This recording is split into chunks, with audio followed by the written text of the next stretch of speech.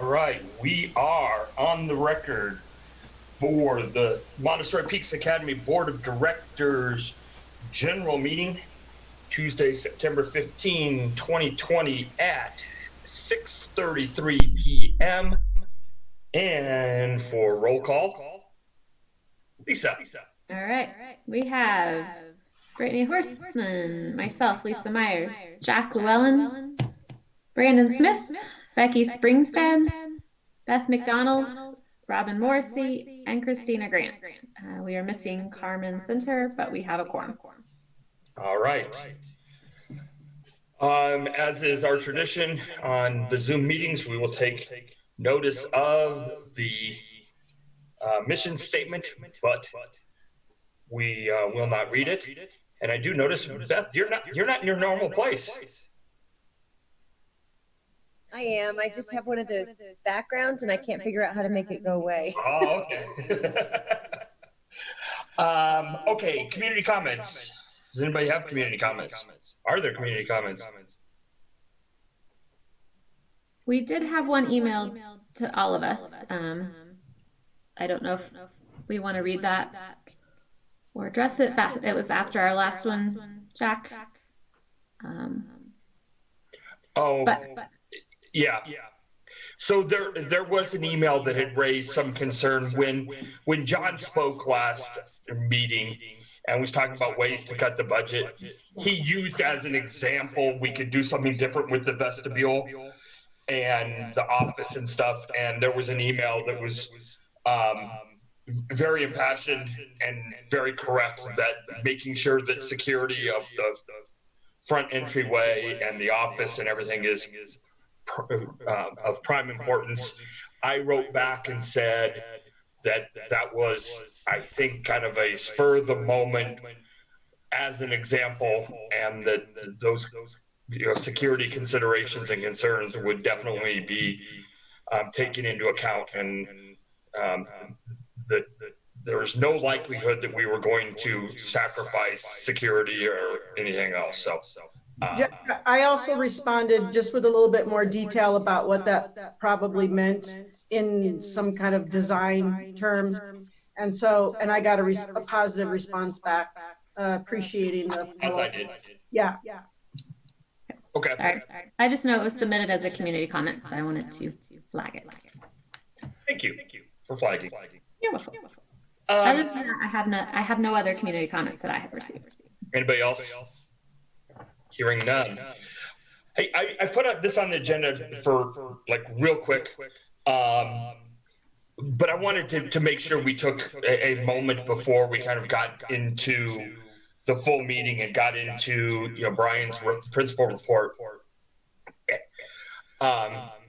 If you read any news, listen to anything, you hear all about how difficult a time it is for teachers and staff. Not just our school, but everywhere. And especially those schools that are doing both remote and in person. And I wanted to just take a moment to make sure that every staff member, every teacher knew how much we all appreciate it, how much we understand how difficult it is and how much work is going into it, and how much we wish we could make it better. And again, I just, sometimes I don't think or sometimes I'm concerned that staff doesn't know just how much we do recognize their work and effort and how much we appreciate it. So I wanted to take a moment before we got into the meeting to just make that perfectly clear. All right. And with that,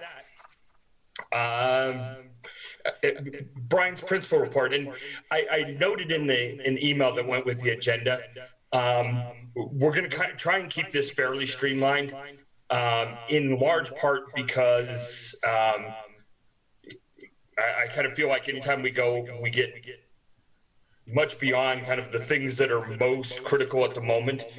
That usually involves some degree of work on Brian and or Amy, and want to try to avoid that at all costs.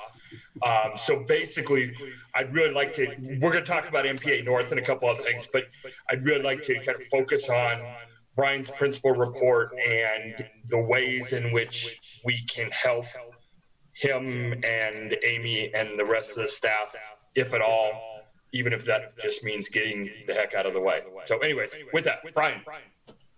All right. Good evening, everyone. Yeah, I have to echo the celebrations. I mean, heroism, you know, superheroes, just there's so much work going on. And I guess I want to celebrate. There's not a lot of comments sent to you because I sure got a lot of them.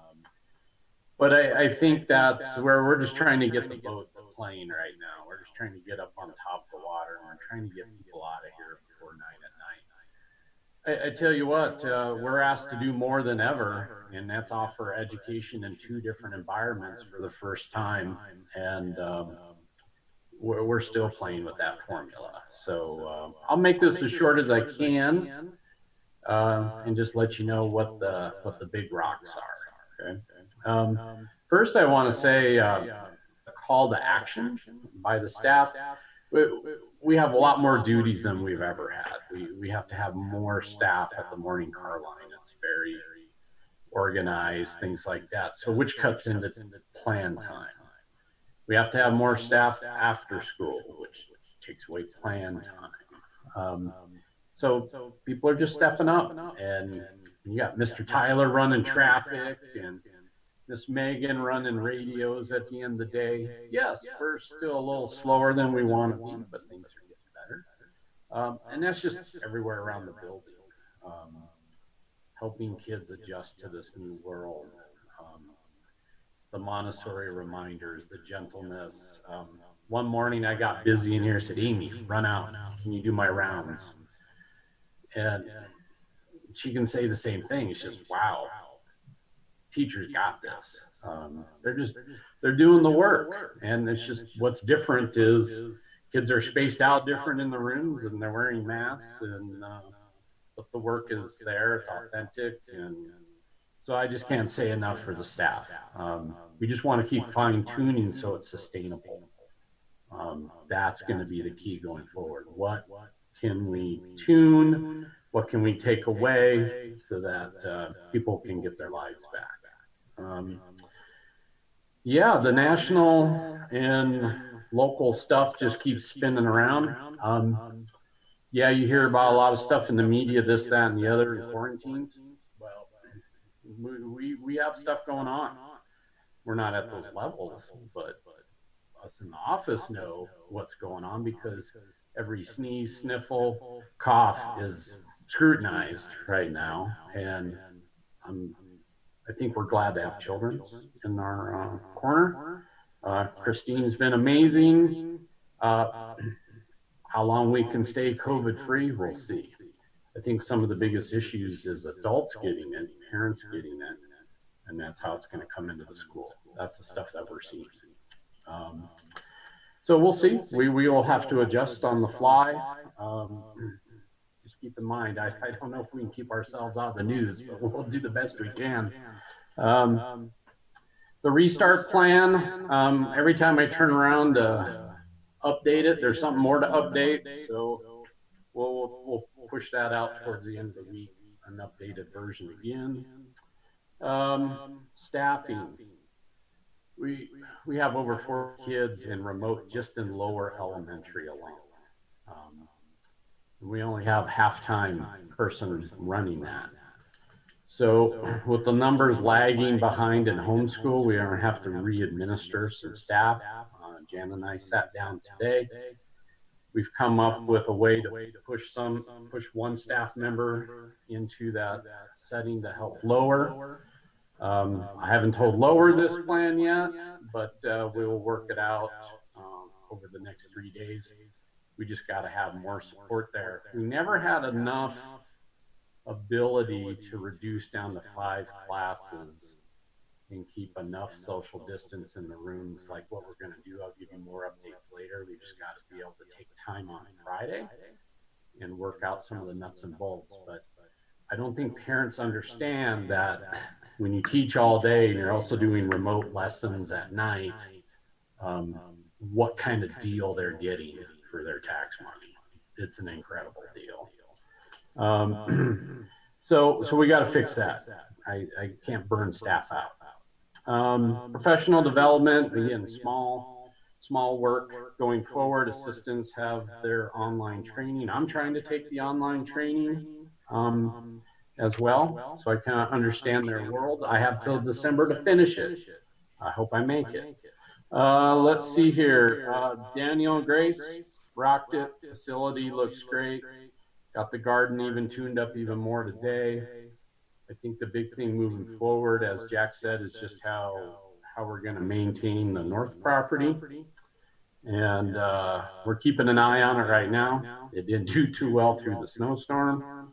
So there's some things to talk about there. But as far as over here, we just keep upgrading. Our plexiglass came in late. We're getting some of that out. We'll have more coming in this week. I think we have touchless soap dispensers I saw Daniel putting in today. It's never ending work to upgrade this facility, upgrade some of where kids are going to stand out front. We keep adjusting and shifting. So again, we're just making it happen. That's the spirit around here. Enrollment. I think everyone got that in their email package. I don't know if you want me to short or not, but at least I can talk about it. Yeah, it's not moving much. We're grabbing a few kids here and there, but we're still down 26 and a half off of our budget. Overall, in max capacity, we're down 83. When you crunch the math and you compare last year's enrollment to this year's enrollment, we're down about 12%. Off of our budget, budgeted FTE, we're off about 9%. So we're trying to work as hard as we can, and Veronica's offering stuff to families. We thought we'd see a little bit more traction by the middle of September, but it's also the second week. This is our 6th day of in-person, but it is our 4th week of school. So I think the budget's kind of showing you right now, maybe that's the enrollment for October count. Speaking of October count, as far as we know, it's not a hold harmless year. The count typically done sounds like the count that's going to happen. That could change. I don't know, but it's not something to hope on and rely on. So we're doing our best to run, again, 2 systems. Veronica has to make a remote system in Infinite Campus, and then we have to have a in-person attendance system. Here's the problem: as kids flow and ebb who wind up getting quarantined, we have kids and a couple in, they can't come back until symptoms are gone. We have one kiddo in a 10-day quarantine, all this kind of stuff. What happens behind the scenes is someone's got to be offering that child an education.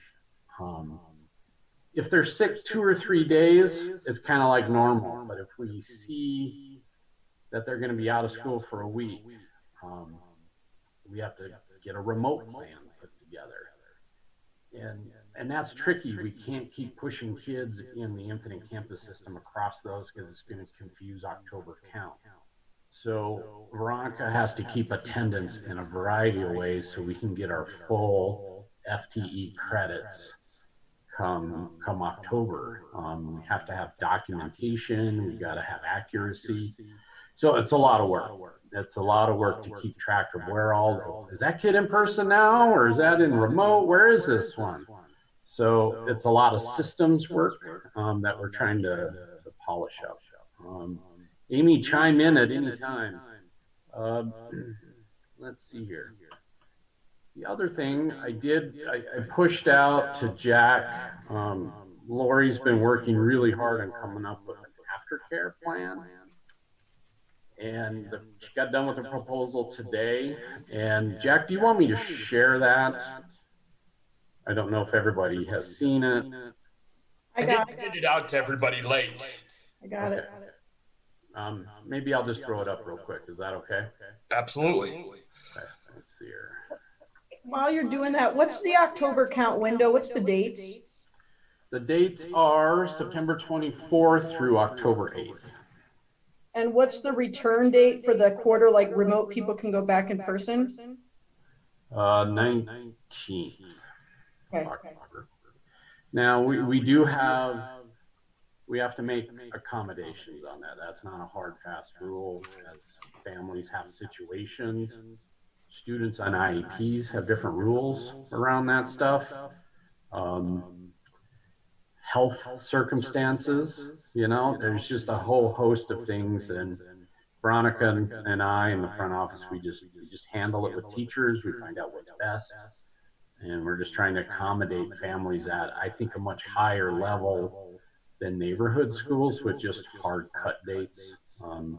But we still want to stick to that, because sometimes we can't accept a request right now because we're just full. I can't give Angie anymore, you know, and things like that until we come up with a better plan.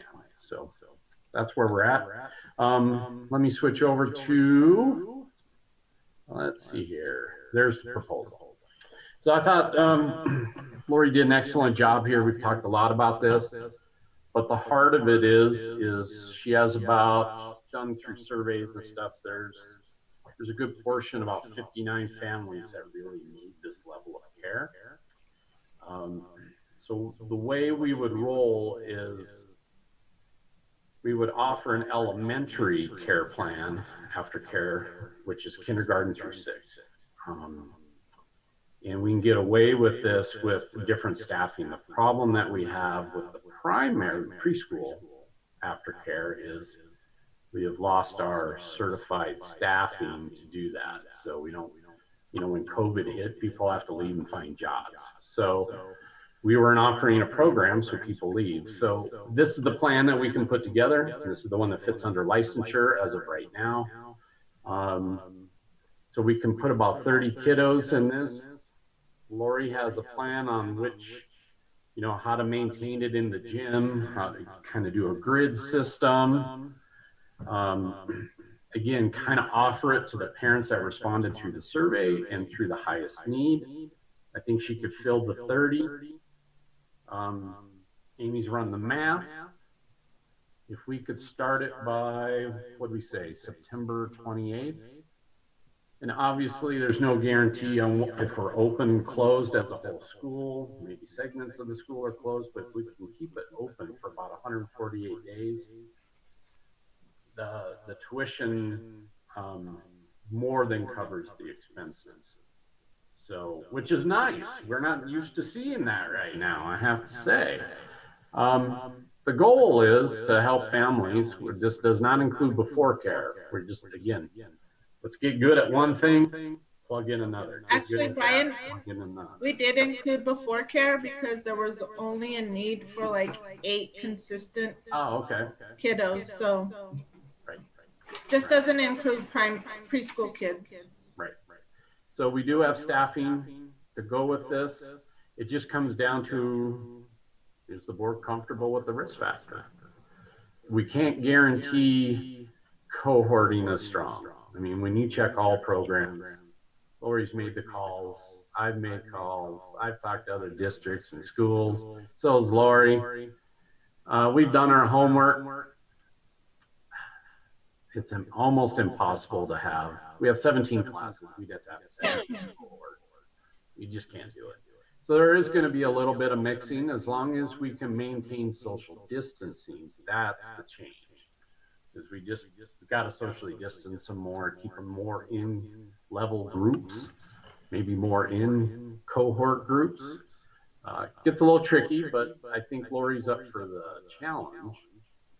And it would definitely, I get daily emails from parents. When's this going to happen? When's this going to happen? And again, there's risk in everything we do right now. So I told Lori and Amy, make a very clear proposal to the board and let you guys chew on a little bit, see if you have any questions. Sorry for the late notice. It just takes time to put these things together.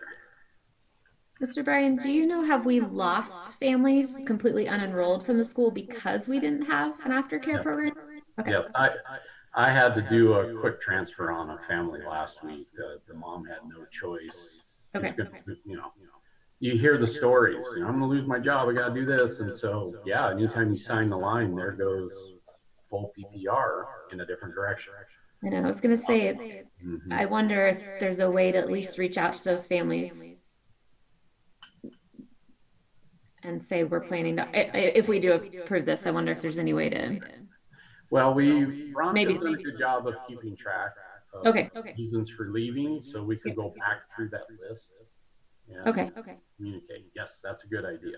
Okay, and just, I know this will sustain our existing families, but if we've lost anyone,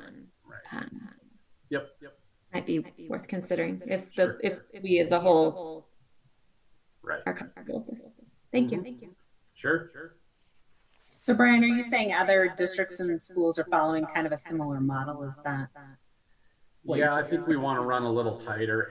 We're just going to hit 30, and that means you can have more enrollment than 30.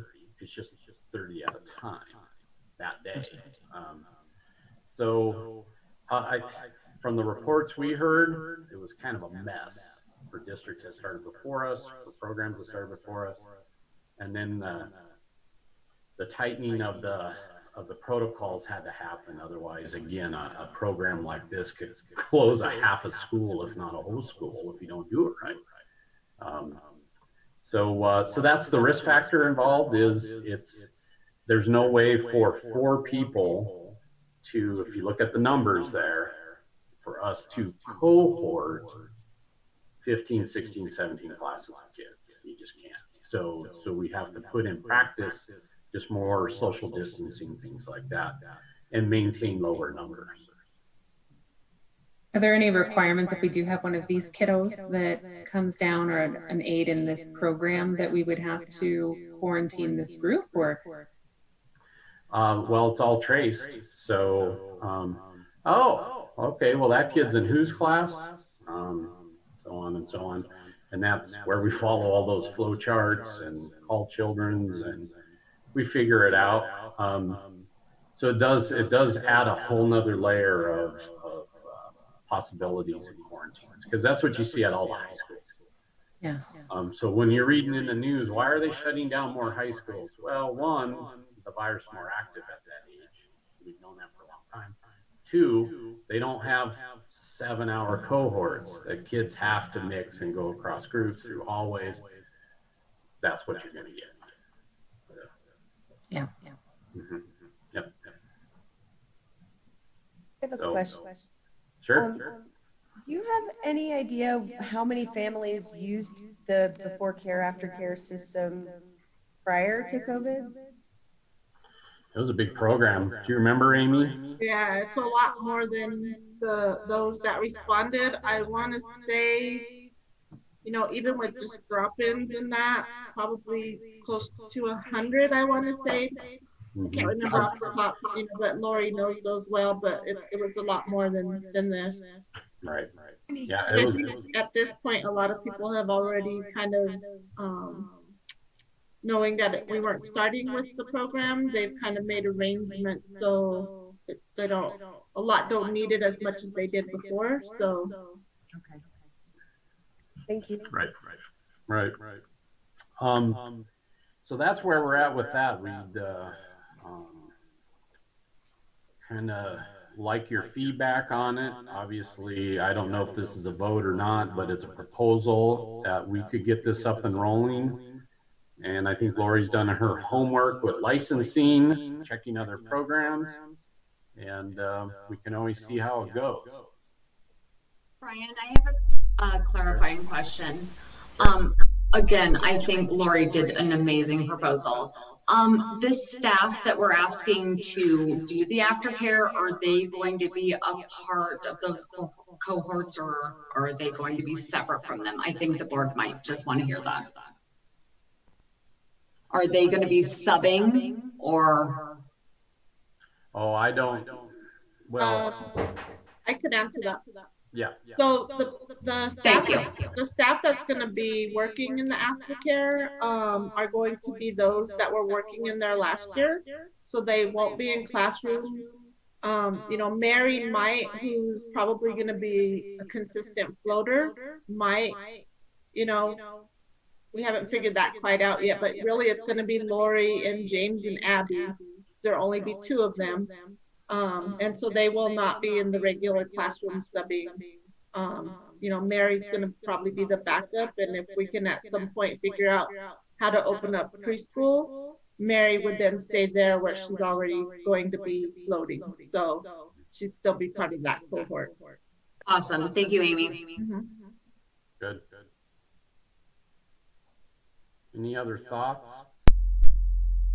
I just want to echo how much I appreciate how well thought through this is, and it looks really good.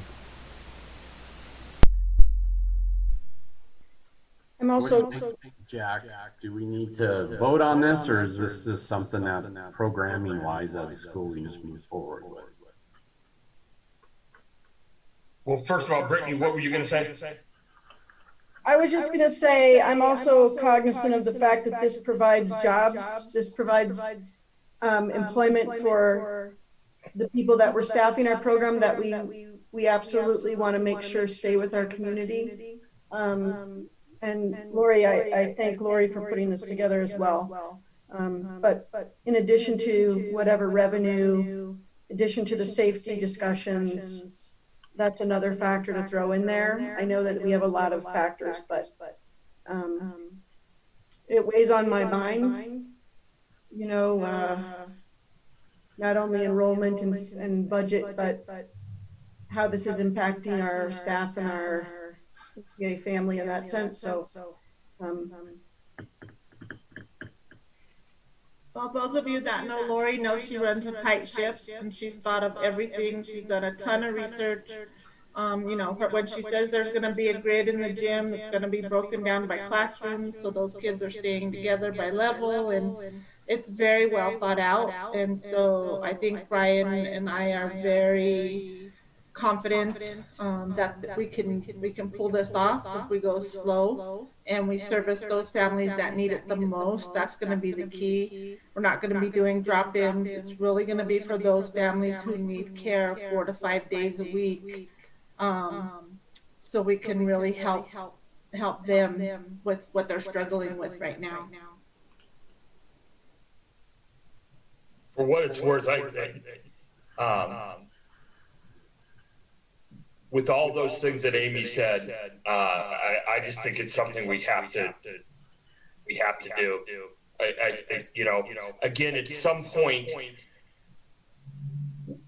we have to find ways to provide the services that our community needs. And unfortunately, or fortunately, however you want to look at it, there are people who just really need this. And you know, perhaps if we didn't have as good a proposal, or if we didn't have as much faith in people running it as I think we do, I might be more reticent. But I just think it's something we've got to try to, we've got to do, and just be as careful as we can possibly be. Well, I think what's in our favor is Lori's been working with us in the office, doing a variety of things.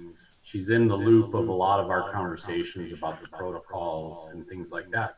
And this program's in-house. Most schools hire a subcontractor, you know, that's run by a director, and they go out and hire a bunch of college kids, and hopefully it works. This is all in-house. These are, you know, Lori cares immensely and has a great track record. So it's not haste, it's not sloppy, and yeah, I'm just happy that we're open as a school, and this seems like the logical next step. Brittany? I was going to just say, I think I've had time to consider it, and if you think there's a vote needed, Jack, or whatever, I would personally be in favor of a vote, whether or not one is really absolutely required, but I think that it would set a good policy and precedent to have a vote. Agree. And since it was your idea, You mean I should make a motion? Wow, talking. About No. to make one. My voting fingers ready. All right, I move that we approve the proposal we received for the MPA aftercare before care program to begin. Second? All right, roll call. Brittany Horseman, Yes. Lisa Myers, yes. Jack Llewellyn, yes. Brandon Smith, Yes. Becky Springstead, Yes. Beth McDonald, Yes. Yes. Robin Morrissey, Yes. and Christina Gray. Yes. And motion passes. Nice. Thank you. Thank you. Well, we'll, Amy and I will meet with Lori and we'll get this underway. So thank you. Trying to keep within our time limits here. The CRF funds that Amy and I have been trying to figure out since June. We're holding a little piece.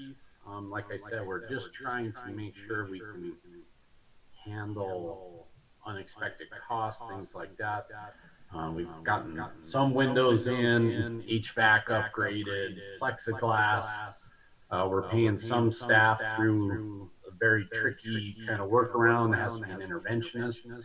So we can get some of that. Remember, all these funds run up as a reimbursement up through December 31st. So we'll wind up spending all those funds. It's September, so we want to make sure we didn't miss anything. One thing that did come up though is we put in these windows. We're like, sweet, let's finish the whole school. I think every classroom needs a window. I think next year is another year of some kind of protocols under this pandemic. I don't think it's a one and done.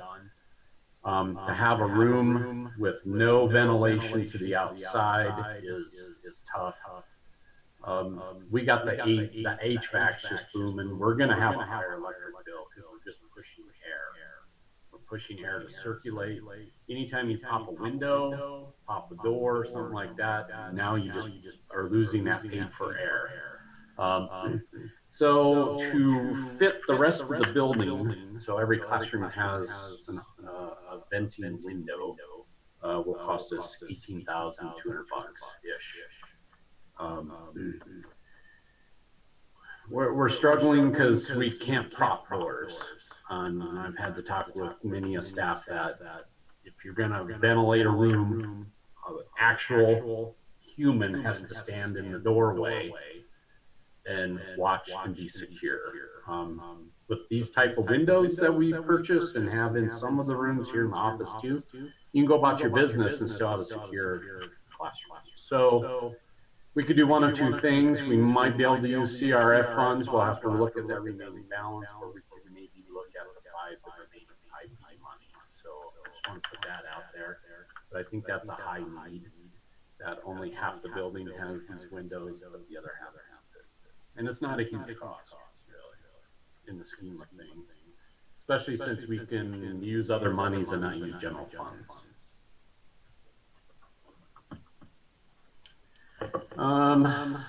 So any thoughts on that? I'll let you think about that. I'll circle back to that. And really just to kind of wrap it up is we got to be nimble just in case we get quarantines coming in. We do have a lot of pressures. Staff and I feel it. We're dealing with pressure to get the car line faster so people can get to other schools. That's why we had to change the time. What kind of cleaning chemicals are we using? That's under scrutiny. You know, at one point I said, well, we're going to try to use as much PE as we can outside. It's really not possible. The drought this summer has destroyed that east field. It's just a dirt patch. You can't do PE at Lily Gulch because we need 2 people out there for safety, and we just don't have the staff. And then our expanded lunch recess, in order to get 3 zones and expand it out cohort recess, that runs a good 2.5–3 hours of the day. So it really kind of pushes PE only outside at certain times because we just don't have the field to do it and enough blacktop. So we got a lot of pressure from parents on that. They want kids more outside for PE, but we're just physically out of space unless we want them to play in the dirt. Maybe winter we could when it's solid with ice and snow, but it's just all these little things that just you know, you have to work through and think through every kind of pressure you get.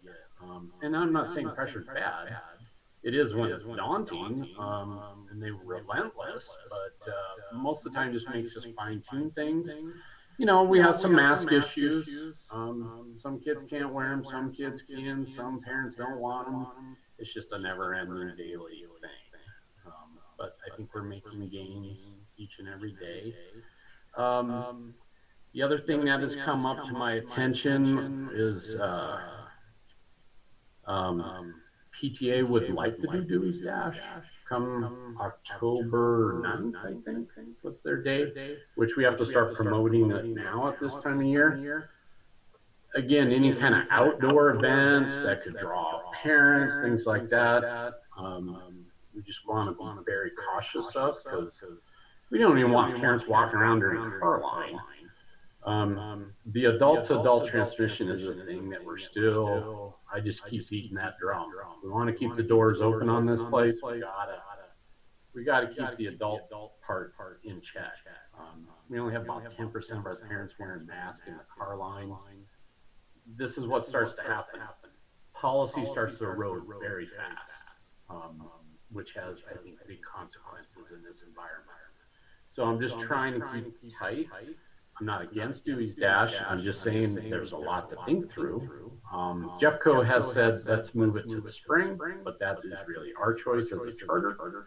So I would like to kind of discuss that with the board on your comfort level of doing Dewey's Dash, because you know parents are going to come and watch. There's no way around it. You do some sort of virtual replacement. Like, let's do a virtual Dewey's Dash. It's just giving money anyway. I mean, honestly. Yeah. So the challenge with doing a virtual Dewey's Dash is if we're recording and publishing images of the children, that may or may not be legit. So I'd be more than happy to support if the legal folks say that's okay, but I do know that that could be a concern. But I did get a chance to connect with Sarah Mulder, the president of the PTA, to talk to her a little bit about what their plans were for Dewey's Dash, as I start to kind of liaison between that board and our board.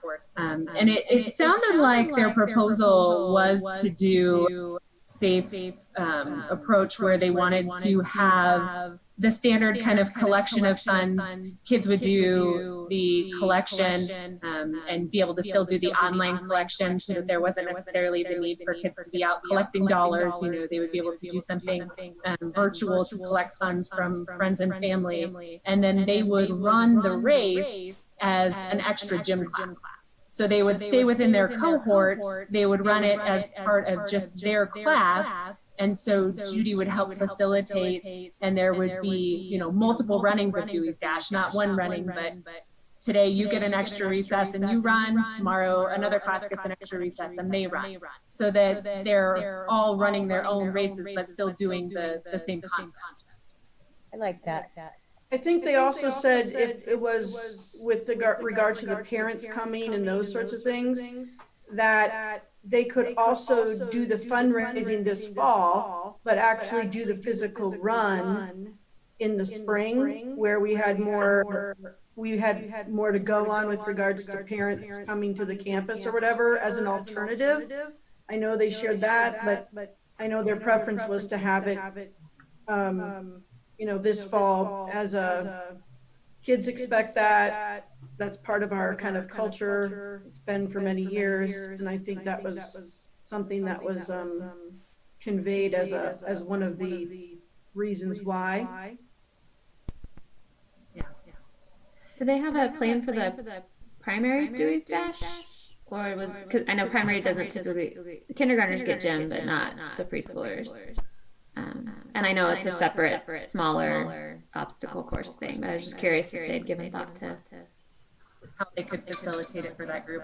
I hadn't asked specifically about primary, but I think we can confirm with them. And my thought is, be something that they want to facilitate in a similar way. Yeah. There was actually a planning meeting about, I can't quite remember the month, a little bit before we went into lockdown about our plans for future Dewey's Dash with primary. And honestly, it didn't feel quite safe the way that we were planning it. There were some modifications, but now we have COVID, so there's that. I think, if I'm just going to interject, I would love the idea to fundraise for the school, but I don't know how to do this safely either, and I don't feel comfortable, and I don't know that teachers are necessarily going to feel comfortable with trying to socially distance children running. So there's some plans and some thoughts. I also can speak, I've talked to Judy, and she wants this because she loves the fundraising for the school, but she is also feeling very uncomfortable with the spacing and the logistics and the parents and just so much. And so I really want to fundraise for the school, but I speak from the staff perspective, and right now it just does not feel comfortable from the staff perspective. And yeah. I don't know what else to say. I'm so tired. No, and I think that's a very important thing is, we're trying to keep safety front of mind with everything that we're trying to do so that we can keep the school open and can keep things moving forward. Is it very different in Judy's eyes than from a 100 PE class because of the running? Is that? Yeah, and she has this whole setup and spacing and this beautiful program, and it just doesn't feel like the fun thing like it's meant to be from her perspective. And Judy, come find me afterwards if I'm misspeaking on your perspective, but I think she is realizing that we kind of need to pull back a little bit here, and she wants the fundraising for the school. But right now, it doesn't feel like the fun, cool thing that it's supposed to be, and it feels stressful for the teachers, and I don't think anyone wants to broach that right now. But I understand the fundraising perspective. To me, that could be that. I mean, really, if Judy and the teachers are uncomfortable with having it right now, I sure as hell ain't going to tell them. Right, this is the thing to do. I mean, let's, and again, none of us has the crystal ball for the spring, but there's always hope that it gets a little bit better, or at a minimum that we've adapted a little bit more or whatever. But if I just don't see how we can go forward in October. What if it's just a competition? What if each class did the virtual fundraising, they didn't do the physical run, but then they compete, whichever class gets the most, funds, then they win something. I don't know. And I think you said they had their prizes that they could, I think Sarah was saying they could do the fundraising, they could just find a way to safely pass out the prizes, appropriately without the run. And that towards the spring, and it'd be like a fun, a fun surprise for the kids later in the spring. Yeah, and think about it. If we're able to have a real Dewey's Dash in the spring, talk about a celebration. Yeah. I think that would include. Don't forget our remote learners. They can't come. That excludes a good population of our students from this really fun thing. But if we do consider the spring, families might be in a different mindset. I just think it's important not to. Are we thinking of doing the fundraising component now so that the grants would be available for the teachers and things early in the year, and then just honing the race aspect of it? I think the fundraising piece is important now. I think that there are parents who want to help and don't necessarily know how, and so this would give at least one avenue for it. And the kids could get their prizes, because I know that's what my kids liked about it. The running, fine if I have to, but Yeah. But really, I mean, at some point, at this point, then it becomes up to the PTA, but, on exactly how they want to structure it. I'm not sure we need to, dictate the details other than to say that we're not in favor of a race in the fall. Yeah.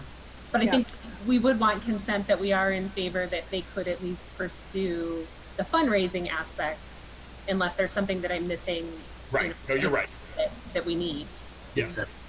Well, I can reach out and talk with PTA tomorrow, and I guess if they have questions, they can contact a few of the board members, and then we can just retune their proposal, and we'll kind of shoot it back up. I'll pass it back to Jack, and then we'll just kind of go from there. But I'm kind of with Robin. It's just we're maxed out on everything right now, and if we take our eye off the ball, it may have some consequences. So I just want to make sure it's teacher friendly, student safe, the whole 9 yards. Do we have a board member that's assigned to the PTA since Amanda left? So that's why I reached out to Sarah, because I just Okay, good. with the PTA. So Cool. Well, thank you. Appreciate it. That's all I got. So sorry, Brian, I'm behind, Jack. Can I ask 2 questions? Sure. One is, do you have any data, even if it's anecdotal data, which is an oxymoron, I know, on how our enrollment changes compared to enrollment changes or lack thereof in other district schools? So that's number one. And number 2 is, have you heard anything from either Jeffco or the state on kind of what it would take to, or if they have any perspective on when things might change, or what would have to happen for mandates to change, such as, masks and social distancing, etc.? So that's the 2 questions. Thank you. Well, the first one, Jeffco's in a $40 million hole. So Tom told me that today. I don't know if that's based on what they couldn't cut last year. I don't know if that's based on students missing, so lack of PPR. But when you do the math, comes out to they're in a 9% hole. Guess what ours is? 9%. So I think from what I'm hearing, again, I don't have the numbers. Everyone's being a little guarded. This is not public information. There's kids flying all over the place, numbers up and down. It sounds like we're about in the same boat as the district as a whole. Now, every school might be a little bit different. I'm still waiting back from getting kind of a general idea how some of the other Montessoris are doing, if they have even enrollment or low enrollment or high enrollment. I don't know. But Jeffco as a district is in a $40 million bind, and we're mathematically in about the same position. So one of the reasons that I echoed Jack's question is because the bank, as we go through to complete this financing process, every week they see that, we meet, well, I've missed a couple, but Amy is always there. On Thursday mornings, we meet to give updates and talk about what the next steps are, hopefully wrap this up sometime in the century. But as every time the enrollment numbers change, the bank goes back to their underwriting committee and they have to answer questions about why did we project 395 and we're down to 343, and what's the cause of that? And so their latest round of questions focused on whether we were confident or that these numbers and dip in enrollment was due to COVID and not due to some other challenges that other schools generally experience. And so we did get a response out to them, and it's nice. It's not nice, but comforting to know that we are, if we're aligned with the drop that the district is seeing, that seems to me to say that that's related to COVID and to parents' decisions about that and not due to something specific to our school. But I'd really like to understand a little bit more specifically from our families, if we have any information, whether it's what Veronica's hearing or whatever, about why they're leaving, why they're not staying either remote or in person, why they're unenrolling. Do we know anything about, do we have any information at all about that?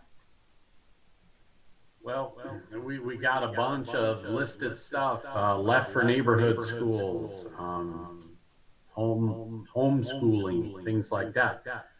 You know, there isn't one that pops out more than another. Again, I haven't had time to run all the data. I guess if I need to run the data for the bank, but it seems like we're going down a rabbit hole here.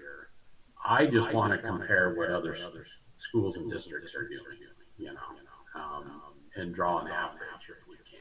So. Yeah, I don't think the bank has to know that. I just personally, as a board member, wanted to understand better so that we know, is this might correct itself next year, or is this something that's, you know, I kind of want to understand that a little bit better. Brittany, yeah. If I may interject, there is no answer.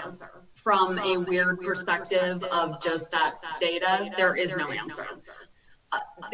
Some people want to go because there's stability here, because they have scheduling planned out. Some people go to this person because grandma can pick them up. Honestly, from what I'm just hearing, there is no data at this point in time. It's just, you know, what we're living.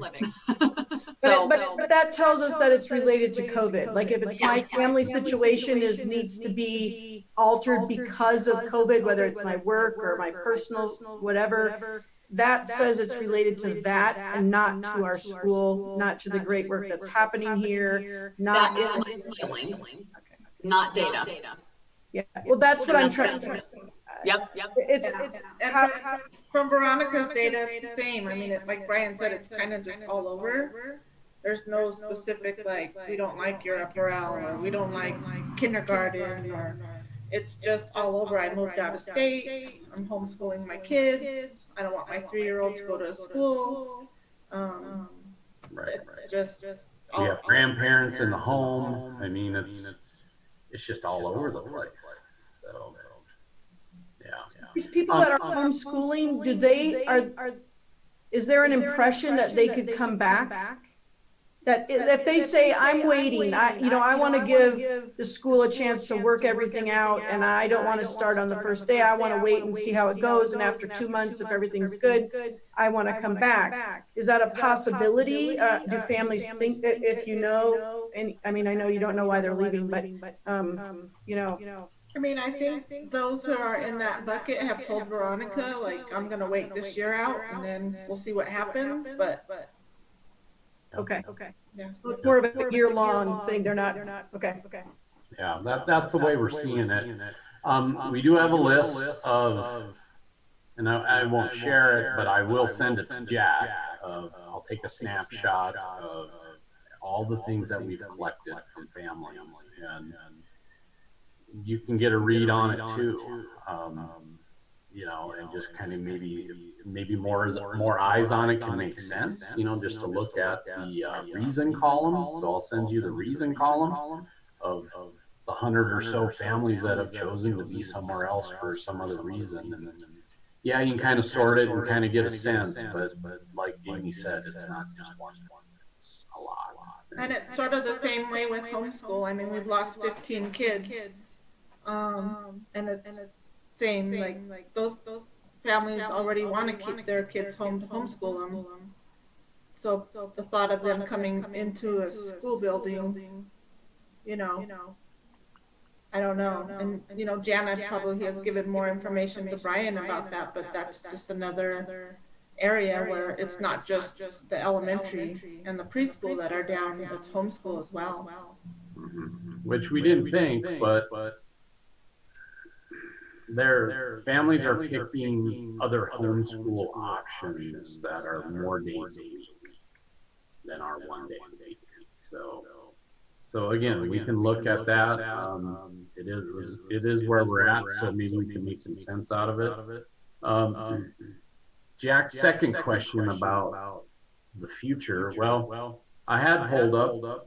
I look a lot at Jeffco County data, not state data, because the reason we look at Jeffco County health data is that sets our health orders.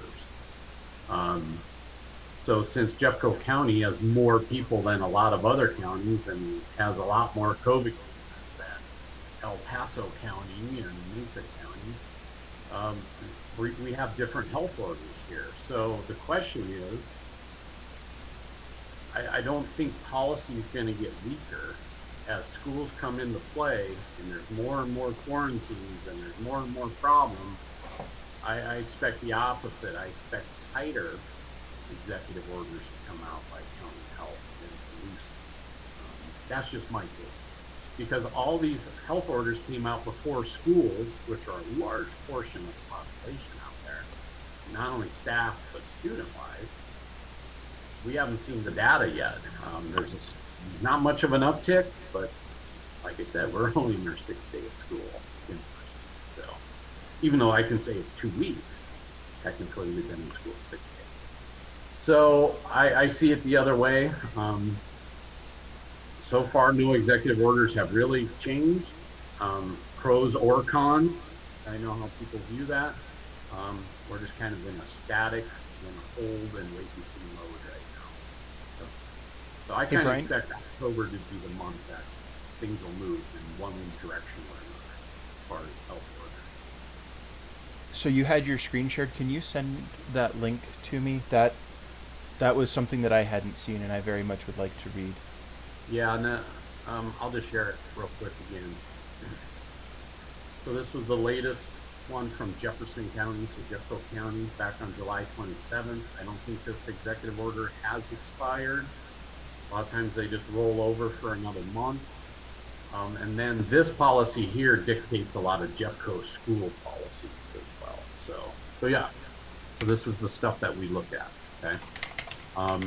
Jeffco County website, same thing. They have case summaries, testing.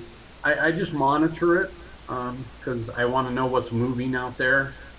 What do we see as far as really the data I look at is how many cases per 1,000 are we looking at? Because if we have about a 2% possibility for every 1,000 people of getting COVID, well, we run a school of about 450 of us in the building. It doesn't take much to figure out the math of your probability of a COVID case walking into the school. So each and every day that we're open, we have about a 0.75 possibility of COVID coming in. Guess what? The math is working that way out almost every day. We're slightly higher. Even though we don't have any COVID positive tests, what looks like COVID is there. So it's interesting. In some ways, it doesn't make me more scared. It makes me more optimistic that if we just follow straight, good practice policies, the odds are in our favor of keeping the doors open. They really are. So the adults have to be the best at it, and we just need help from parents. So that's the way I look at the data. Anything that changes, I'll share it with you. So thanks. All right. Anything else from Brian? Thank you, Brian. That was all really helpful. Appreciate it. All right. Let's talk about MPA North for a couple of minutes. Brittany, do you want to do financing and construction updates? Yeah, we'll have more in October. Right now, thanks to Beth for meeting with DCS and myself to kind of take some input we'd received from Veronica and from Beth and Brian and everything during our strategic planning, and go through a second round of revisions to what they had initially pushed out. And then that went back to HCM, and I think it's a really good starting point. And by October, I expect we should have pricing from Franz and Pittman on that proposal. So you'll see a design for the middle school homeschool building, as well as pricing with that. As far as the financing, tomorrow we'll be signing some documents, notarizing, getting some of the building foundation in preparation for the closing on the 25th of September. And that is with we decided last time with the drawdown schedule, so that we don't have to make a decision about the rest of the lump sum of the money until we know a little bit more about what maybe next year might look like and what the financing might look like, but that we will be able to still proceed with the getting up to the permitting through the permitting phase, so that we don't have that delay. And that would allow us to make the improvements on the existing building with, like those funds Brian said, maybe the windows, the 5B funds that are left over. We have about $288,000 left over from the 5B funds after the close of the church. 388, sorry, 38. I knew it was 88. I couldn't remember. 388,000 left over. And so I know John's last update was he found a great way to save like probably $250,000 with the secure vestibule design. I think they're doing a lot to cut down on those costs. And so we'll have more in October about that. Is there anything we need to approve for financing, or are we all good with that? I reached out to them in anticipation of this meeting, and they didn't have anything else. We passed the resolutions and we decided about the drawdown option, so nothing that needs to be approved. Okay. In order to try to take a little bit off of Brian and Amy and Daniel, Grace, I come up with the idea of having a very small MPA North committee, and Lisa graciously agreed to be part of that committee, with the idea that being able to just kind of go by, double check on the school on a regular basis, get some new locks in, because who knows how many people have keys to that church over time and stuff. But just to kind of be able to do a daily check and kind of handle things as needed, again, just to try to take, even if it's a little bit of pressure off. If anybody else desperately wants to be a part of that, go right ahead. We figured Lisa is at the school a lot. 3 times a day, every day. If 11:30. if all goes well in the next 3 days, I'll be buying a house that's, if I miss or if I hit all the red lights, it's 2.5 minutes away. So it'll be easy to do that. So, and then the other thing I thought about, and just wanted to see if everybody's okay with me kind of going forward with it, is trying to set up a day, probably a Sunday in early October, where maybe we could get a couple of parent volunteers, even with some social distancing, and just do a little bit of yard work, get a weed whacker out there and stuff, and just do a little bit before fall. And I can, as I say, I can kind of take the lead on trying to get a couple of volunteers. I don't think we need a ton, unless anybody has any strenuous objections to that. That'd be a great idea. I went over there with Daniel today. We're getting a bid on snow removal. I had the water will be switched over automatic, but the Excel switched over. And got the mail to get delivered to our building instead of there, because there's no mailbox. And then the storage units will be moved within a week. One of the neighbors put a complaint in, and they're not zoned for those, so Jeffco told them they had to get rid of them ASAP. And the trash can's already been dumpster's been taken away, which we don't really need it right now anyway. So I think we're getting there. And I did send John the update about what happened during the snowstorm, and as we know, the roof needs work, and so some of the minor leaks there, but that we know that's going to be repaired in the spring when we get to that, based upon those first draw of money. So we just have to get through this winter and understanding that there's going to be leaks and stuff like that. So, but I did relay that information so that they know. And Amy, did you Did you find out how to deal with the marquee up front? Yeah, not yet. Okay.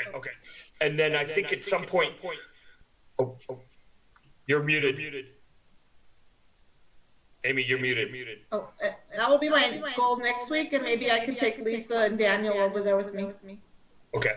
And then somehow we're going to need to get the signage off as well, but we can figure that out in the next little bit. So, okay. Middle school. I put this on the agenda just because I didn't want to lose track of it. Because again, as Brittany's politely reminded us on many occasions, this is something that we've committed to, and we can't do a whole lot about it at the moment, but we don't want to lose sight of it either. And so, Brian, I know you did that training. I wasn't able to attend, but do you want to give a real short rundown of that?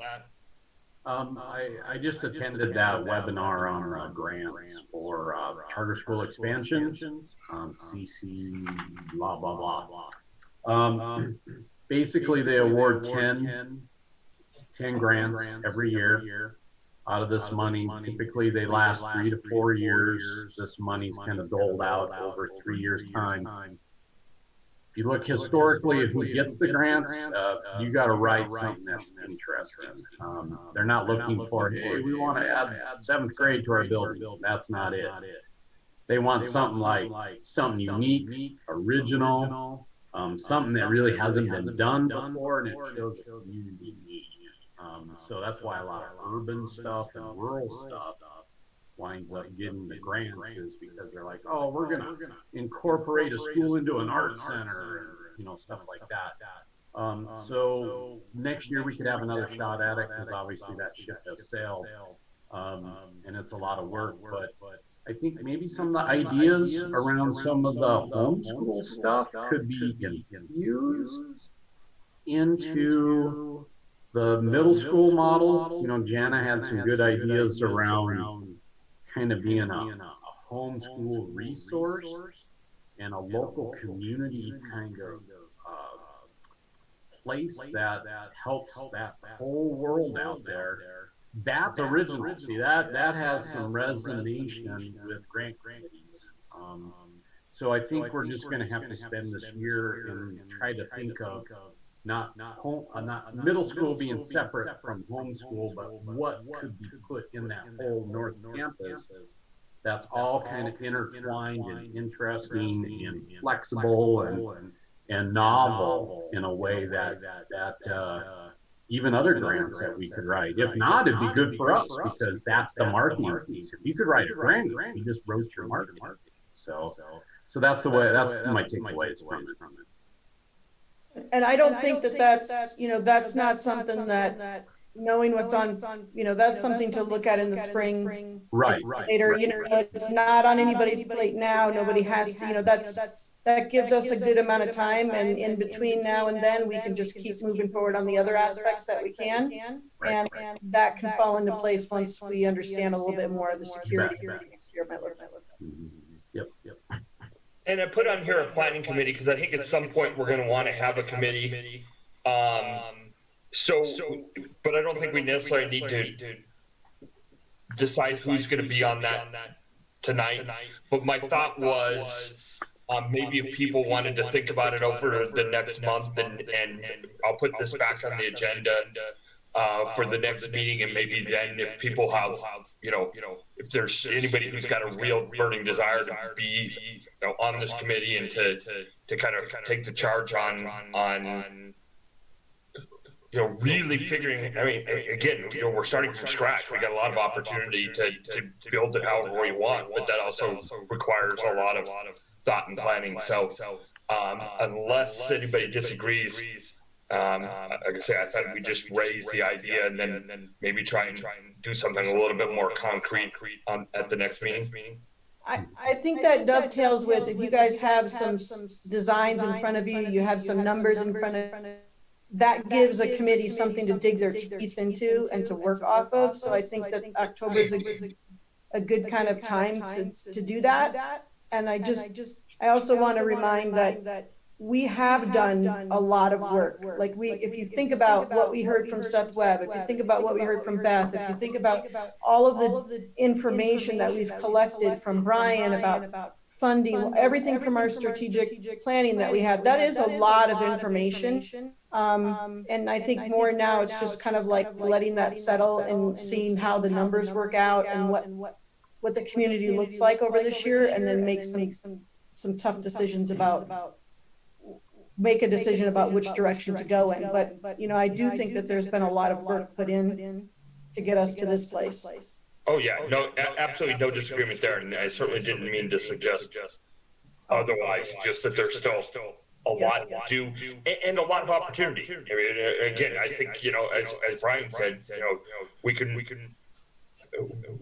could really take this and do something spectacular with it, and something novel and something really good for the community. So, and then people could digest it over the next month, and we could actually vote on it in October, because I'm not sure people have read it enough to feel good about voting on it.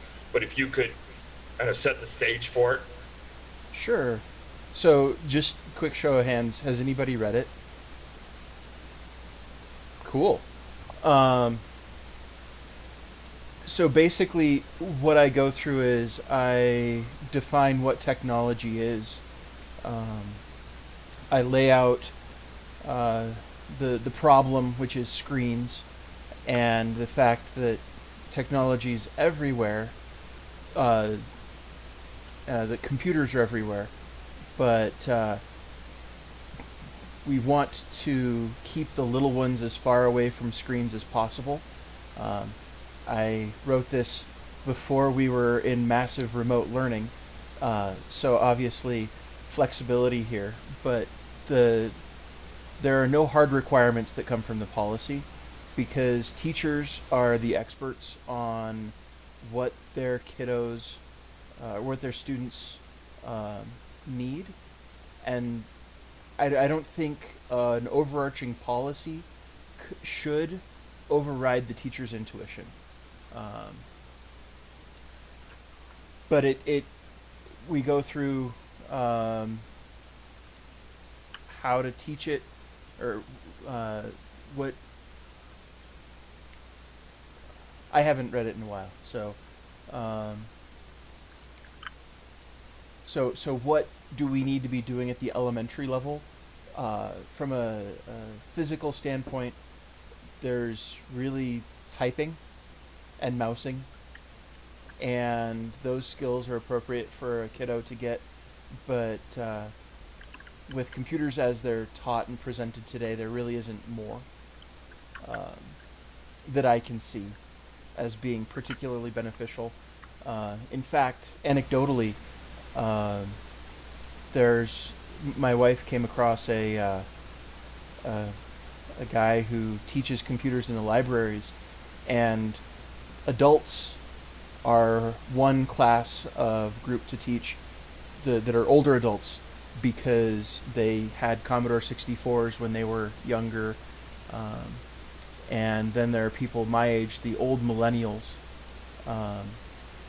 who understand and pretty much get it, and then the younger kiddos are completely unable to engage the subject material because they're busy trying to swipe, and they think in terms of swiping and moving their fingers, but that doesn't really translate to how the computer works. So the conclusion, which I'll read, is: education is a fundamentally human endeavor whereby the interaction of a student, teacher, and tools enable the growth of a student. The novelty of the technology available to us doesn't fundamentally change how children learn. Engaging with developments in technology while maintaining fidelity to the underlying Montessori philosophy is challenging, but it's not impossible. Ultimately, just like books, digital technology with screens will find its useful place in the larger context of Montessori education. This will be the result of careful experimentation and close evaluation of students' response, as well as we as a Montessori computer relearn from the child how the child learns. So, with that, if there are any questions, I can field them. I noticed that we started about, 15 minutes before my time was supposed to begin, and it's now 10 minutes before my time was supposed to begin. So. Hey, Brandon, I had a question about, as I kind of like thought about this, and what do you see that this policy adding to, like, despite, independent of the actual details of the policy itself, how do you see us, or why adopt this policy? What do you see it doing?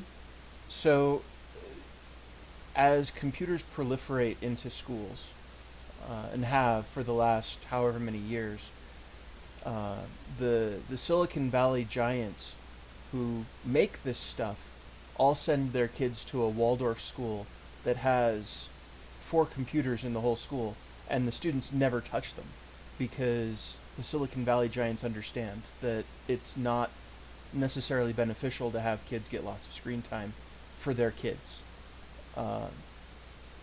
So what this does is it displaces a desire to say, well, let's go gung-ho with the early kids and get them on computers as soon as we can so that they are well trained. I think that that's something that is a danger. And so by saying that this is how we're going to do it, Montessori really does have nailed down a really, really good technique for how the little ones learn. And how 4th, 5th, and 6th graders learn is different, but is it different enough that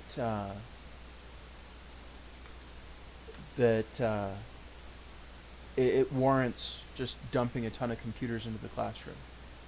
And I don't know. That'd be a question for the upper L teachers. But Mr. Todd, in his interview, seemed to be. Let's take a step back from computers in his responses, and let's teach the material in a way that is fitting to the material. Does that make sense?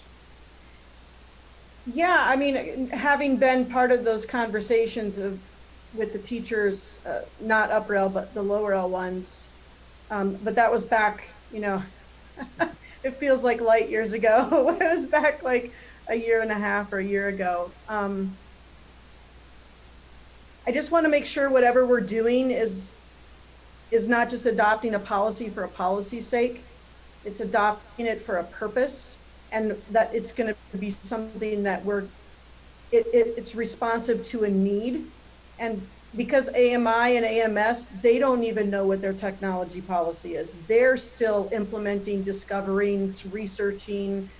They haven't said technology is wrong for this level or this level. Montessori schools, some of them are tech Montessori schools, and they're privately owned and they're operating this way. And then you have very traditional that no technology. There's such a wide spectrum.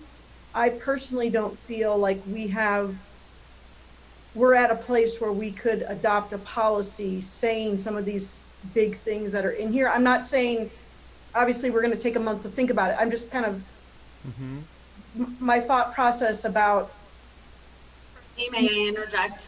Yeah, I'm rambling, so there.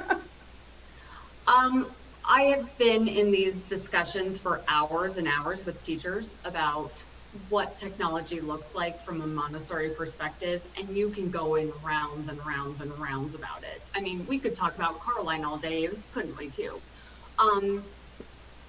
I think the best way to present it is that it is a practical life skill, and I'm hearing Brandon in wanting to present it in that sense of this practical life skill, but we also have to have the constructs of the practical life skill in which we live in right now. And so that's what we need to consider as teachers, as people, as parents. And so that's just what I would like to say on that, and from the teacher perspective. Yeah, I will go ahead and agree with that wholeheartedly. Thank you, Robin. Yeah, yes.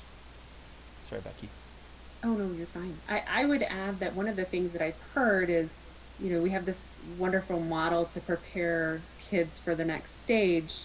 And something that we had struggled with at one point was everything in a high school and junior high level is online and through Google Docs, and everything has to get submitted online. Kids don't submit paper to their teachers anymore. So that was a challenge for our kiddos coming out of Montessori and going into a traditional Jefferson County middle school, is they hadn't experienced all those things, and then they struggled because it wasn't just adapting to middle school, it was now adapting to this technology that they had not experienced prior to getting there. So I would be cautious, because as we prepare them for that next, I feel like we can't act silo as far as what we want for our kiddos from a technology perspective while they're in our walls. We have to think about where do they need to be technology wise to move forward. Sure. An unintended benefit of COVID. Yeah, that's what I was about to say. I think Well, and sorry. crash course in the whole tech thing now. And Right. My daughter now knows Google Docs better than I do. Right. Yeah. Well, Yeah. It would be interesting to interview, it would be interesting to see after we're out of this, a year from now, if we could get perspectives and if they have changed from this experience of using technology to get through this time period, if any of the educators' opinions have changed, what was useful, what wasn't, how did they see children respond. I agree with Robin that this is an issue that really deserves some intense digging into, and with the group of people that are educators, to not just in our local community, but in AMI, AMF, those people who are also have a wider scope than we do. I'd really like to see that, and I know that right now we don't have time to add to anybody's plate to do anything, but I would like to see that before formalizing something. Sure. I Well, and kind the of see it more as a philosophy, right? This is you're presenting a philosophy for our school. And I agree with it, frankly. I mean, technology is manipulating the heck out of us right now, but that's kind of an opinion. But people are using technology in that way. So I think this is just saying, let's Montessori it a little. I get it. I just, I kind of agree with Brittany. I don't see how it's going to be implemented yet. Well, there isn't an implementation other than discussing possibly getting typing classes for the upper L kids. All right, I like it. Let me just suggest this.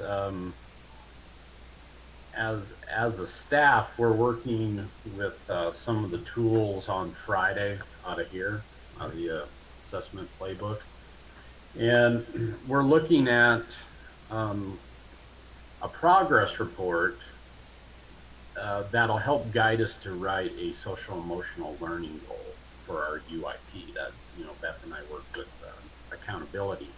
But also in that book, they don't address technology as a separate island, okay? So I think there's going to be a weave of ways that we can incorporate it in kind of these look-fors, and also kind of look at it as there's times for it and there's times not for technology. And I think after we get out of COVID, there might be a fundamental backlash of, thank God, I got to get my kid off a screen. That this school and all Montessoris need to really capitalize on, because the eyeballs are burning, kids got red eyes, it's overused to the max. So anytime you have overused something, think about when it's over. Like Brittany said, what will the pendulum swing? And I think it'd be good to have that conversation all year, but kind of use the tools that we have as a way to kind of guide that conversation, so that teachers are involved and staff's involved in an organic Montessori way, versus most tech plans are a graduated plan. Well, in kindergarten you do this, and in first grade you do that. That's not what Brandon's suggesting.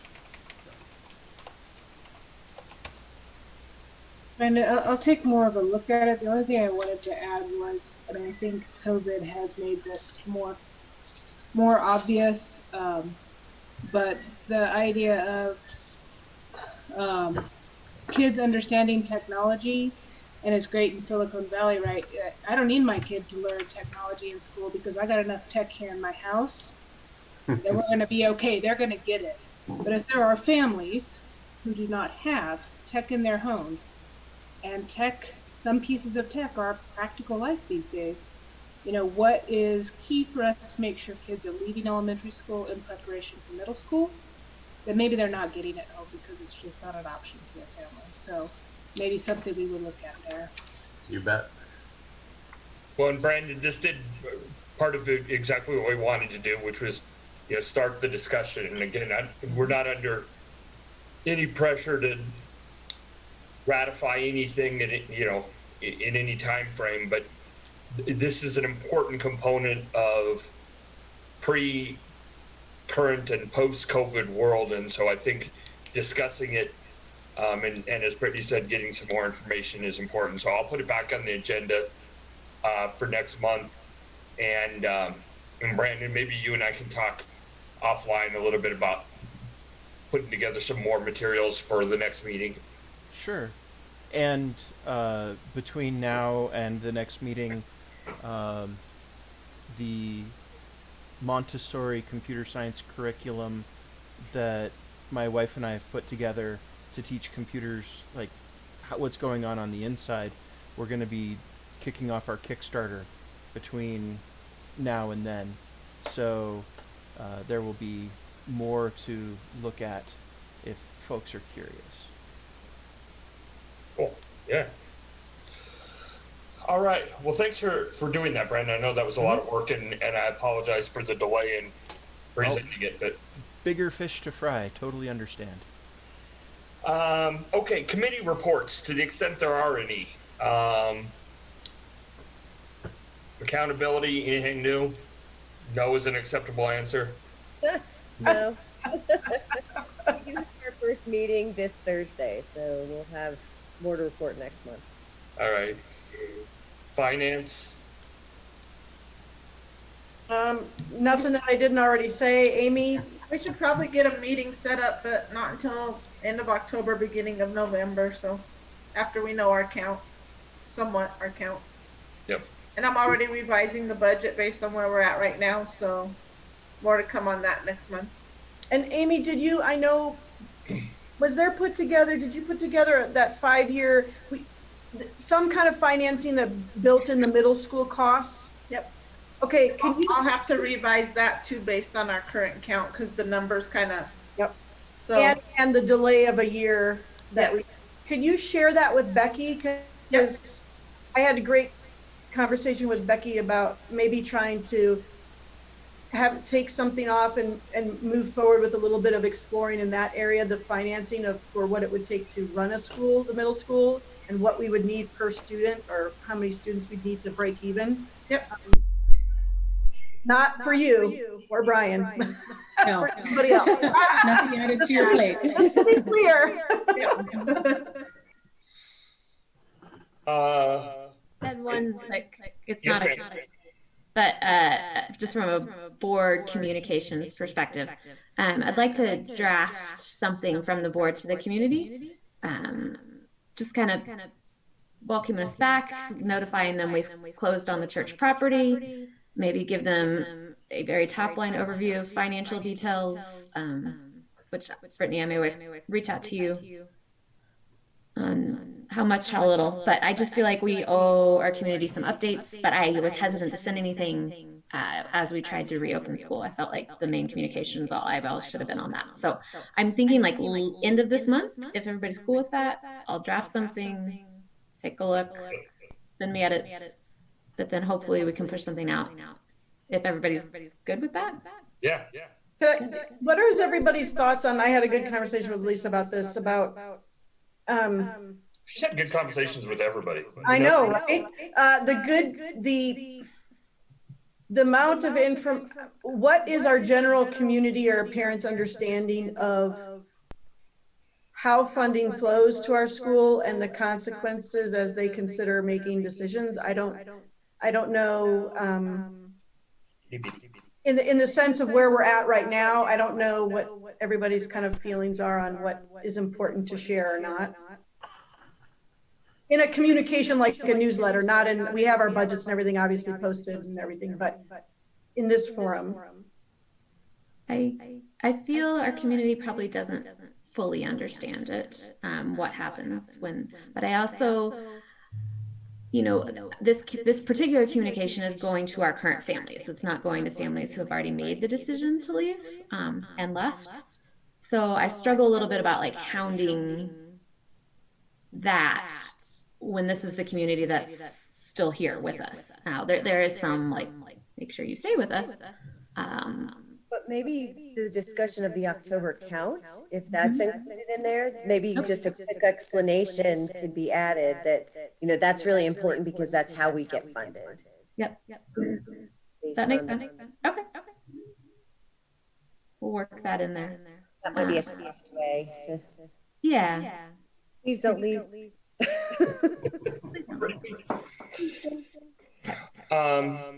Okay, monthly meetings. There was no JCSC, right? No. And Becky, anything on PTA that we didn't talk about that you want to talk about? No, just that they have a meeting coming up this Thursday. So that'll be their next planned PTA meeting.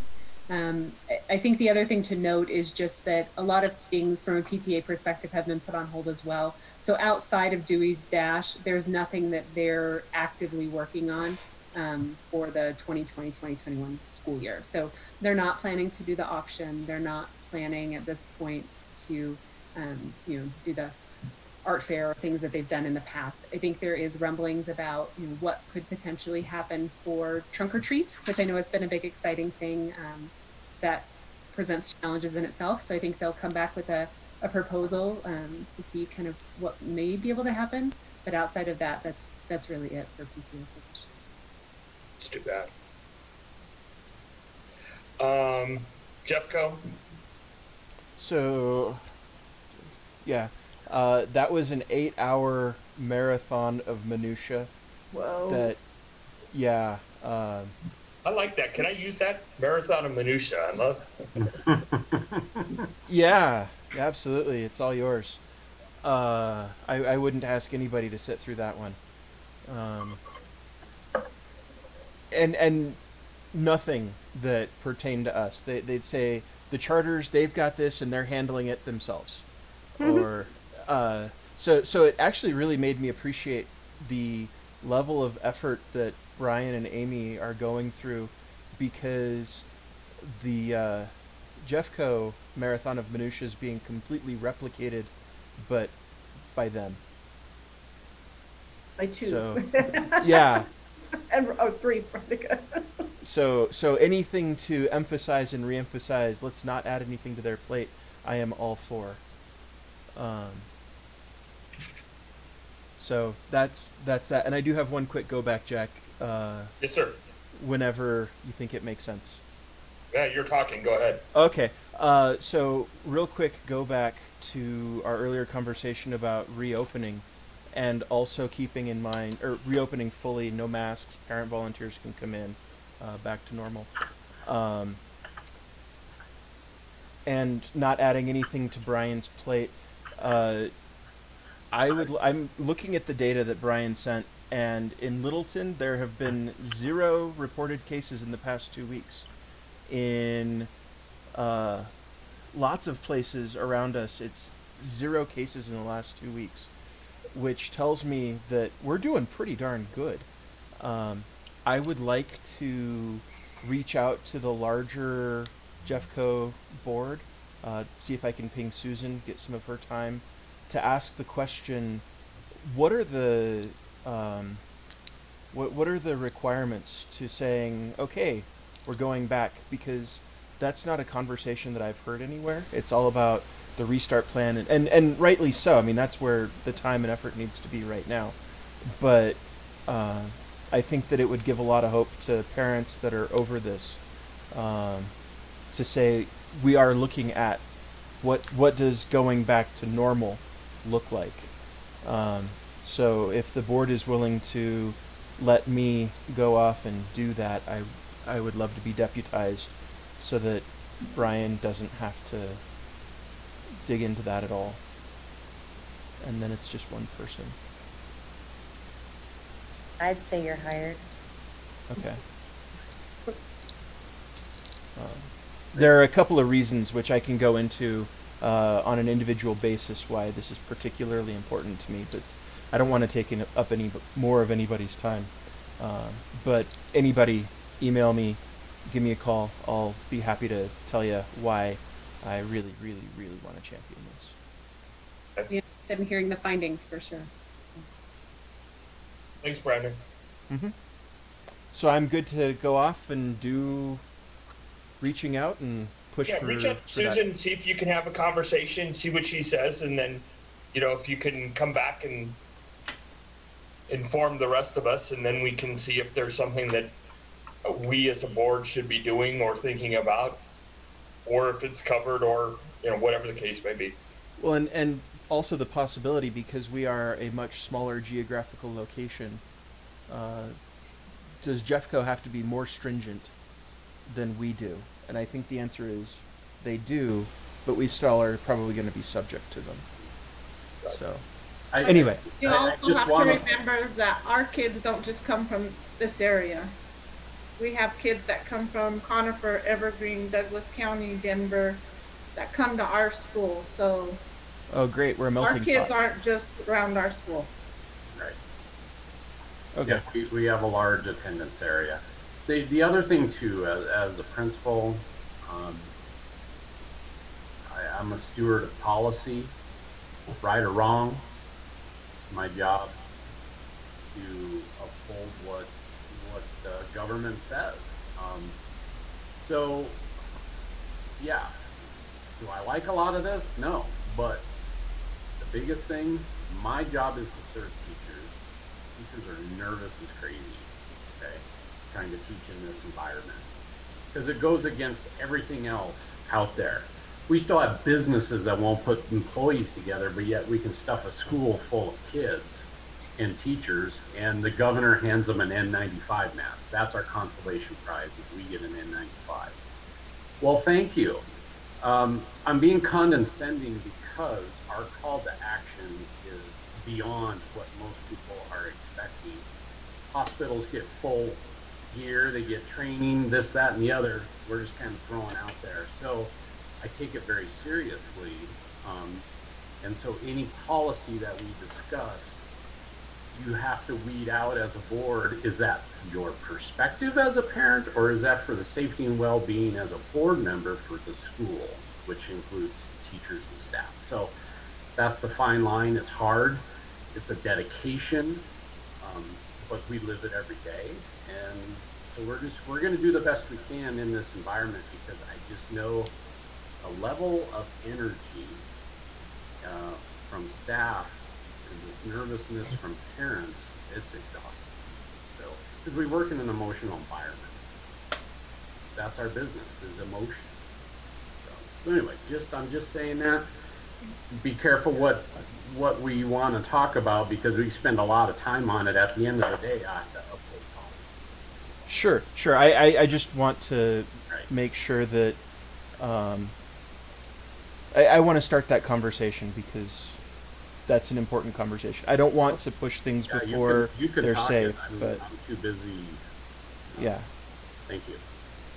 And just remember that the reason why we had such a huge percentage of our staff come back to teach in person is because they feel safe being there, not like Jeffco's teachers. And so we need to be very careful of any policies that we're not following, because we don't want our staff to leave. Wait. We're getting way afield from where Brandon was. I'm just saying. Nobody's talking about not following any policy or anything else, or doing anything that wouldn't keep the teachers safe. Okay, We're just putting it out there, okay? Thank you. Well, and I do need to hear this. And I want to hear this from anybody who has it to say. Yeah, because to me, this wasn't on the agenda. I get the understanding, but I'm not sure the purpose.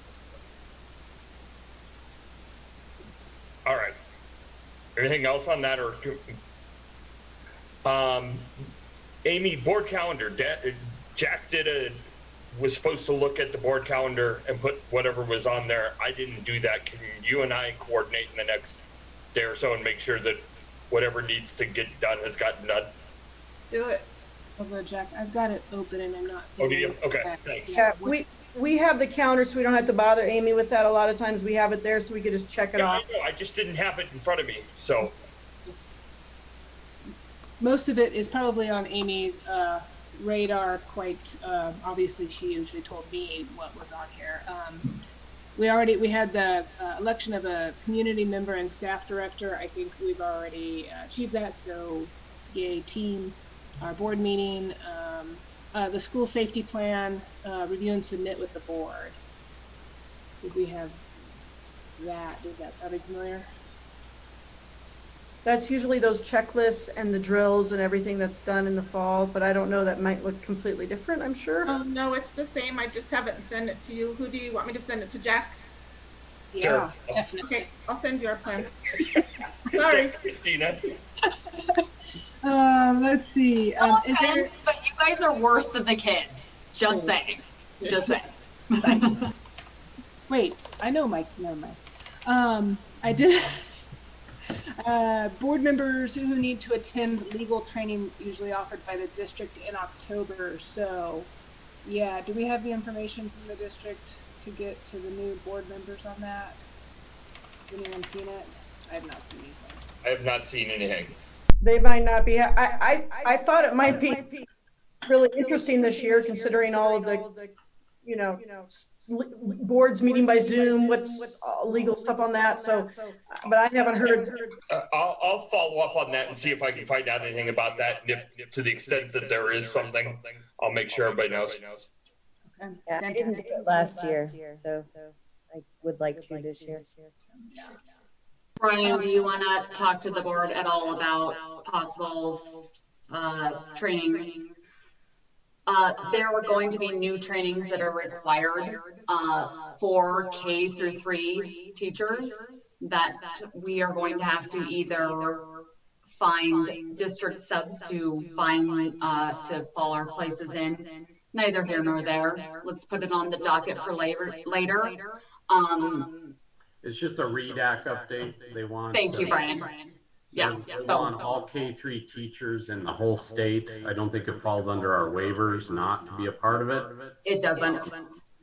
To be more highly trained in the area of literacy, there's a couple of different pathways. You can take 45 hours of clock training, which state's going to roll out, not through Jeffco Public Schools, or you can actually test out of it through the praxis test. And there's some other things, but we have about 18 months to meet that requirement. And that was in the Monday. Yeah. Was it? Yeah. Yeah, thank you so much for forwarding that out. I really appreciate you seeing that Monday memo, because it cuts down, I think, on questions and that sort of thing too, so thank you.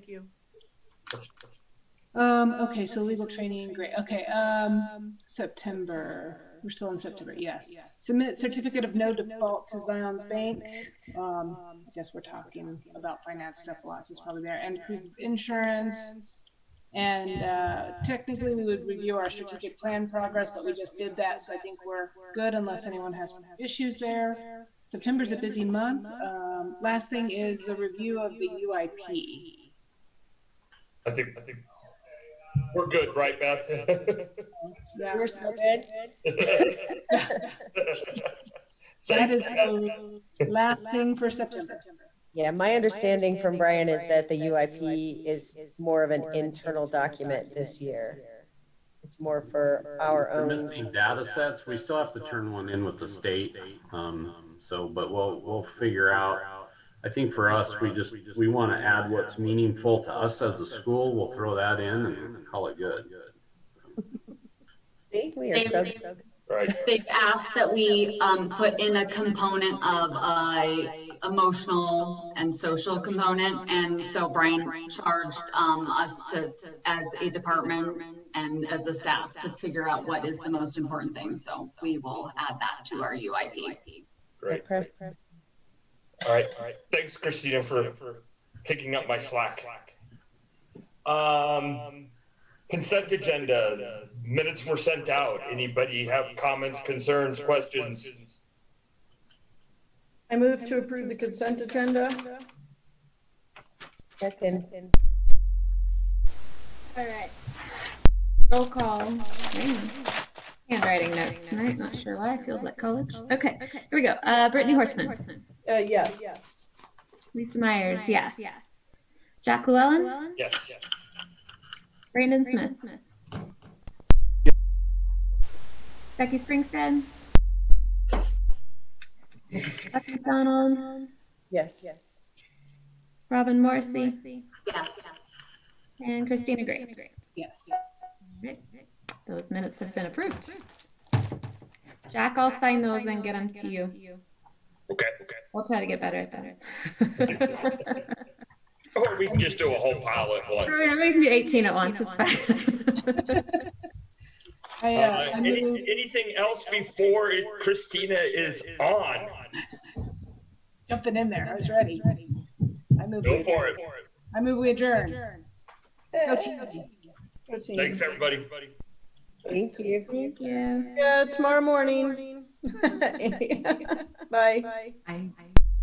Thank you, Brian.